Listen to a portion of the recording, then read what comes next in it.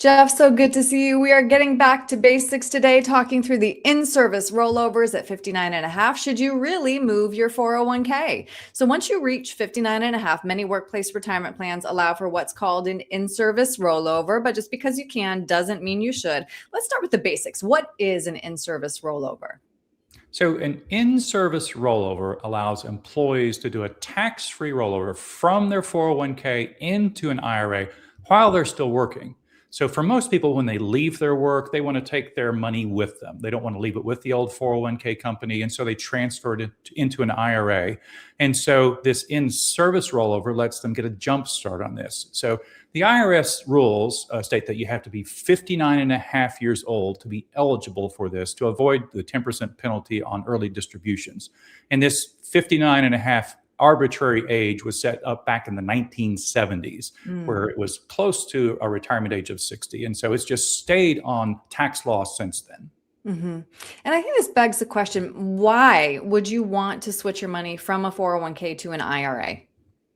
So most 401k, typically they have very limited investment options. They might offer a dozen different funds and then some life cycle or target date funds.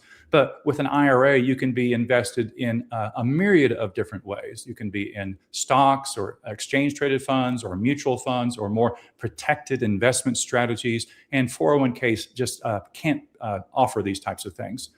Typically, also after doing an in-service rollover, you still can participate in the 401k. 401k, you can make your contributions, you can still receive your match, and so on. So that's a good thing as well. But you'll also want to compare 401k fees versus the IRA fees. Sometimes the 401k fees are going to be lower, but sometimes they're going to be higher. So you want to take that into consideration. Right. One reason to leave your money in the 401k is a specific rule called the rule of 55. So if you retire or you leave your job during or after the calendar year that you turn 55, the rule of 55 allows you to draw money from your 401k and avoid the 10% early withdrawal penalty. So you're still going to pay taxes on the money, but you wouldn't have the 10% penalty. So that specific rule could be a reason to leave the money at the 401k, at least between age 55 and 59 and a half.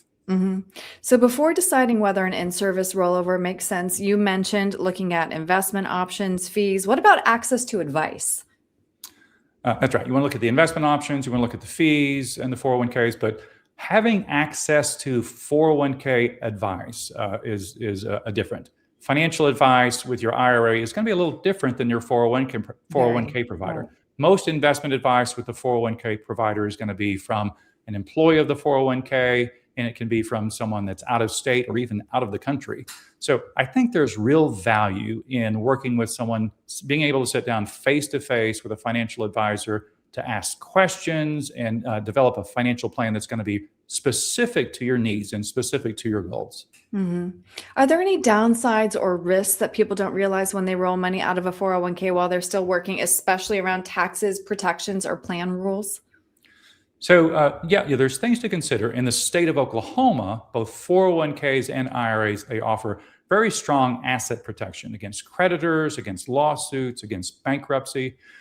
You'll want to check also the in-service distribution rules. They're allowed by the IRS, but your particular 401k or retirement plan, you need to verify that they've checked the box that allows this for your 401k plan. And this has to do with when the initial 401k plan was set up. Did they check that box in the form that allows the age 59 and a half rollover?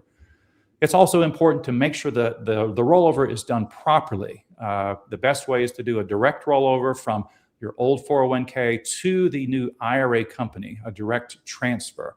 If the funds are sent to you or if they're converted to a Roth IRA, it could create some issues. The full amount could become taxable. And so that's why it's important to work with someone that is very knowledgeable, an experienced advisor that can help you with the transfer, make sure all the IRS rules are followed from beginning to end, followed to a T to make sure that there's no nasty surprises. Absolutely. Yeah, such an important topic. I'm glad we got a chance to talk it through because this question comes up a lot as people creep closer to that retirement red zone. So Jeff, if somebody would like to sit down with you and talk through an in-service rollover, what's the best way to reach you? Yep, absolutely. We're glad to help. They can call us directly at our office, 405-681-9633, or go to our website, gortonfinancial.com. And we're always glad to help. Jeff, thank you. All right. Thank you, Erin.